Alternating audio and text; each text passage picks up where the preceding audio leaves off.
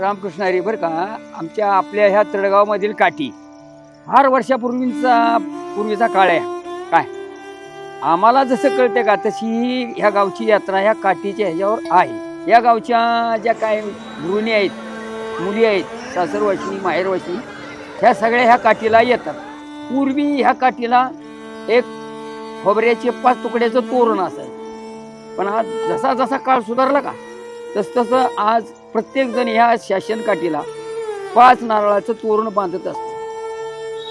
आणि ही काठी शिरवळमधून आमच्या या तळगावी चैत्र महिन्यातल्या बार्शीला इथं येते आणि तुळजापूरला जाते. परत येताना आमुष्या दिवशी ह्या तळगावला ही काठी येत असते आणि त्या काठीवरती ह्या गावची यात्रा भरवली जाते. ग्रामदैवत भैरवनाथ आणि जोगेश्वरी हे नवसाला पावणारं दैवत म्हणून पंचक्रोशीमध्ये प्रसिद्ध आहे.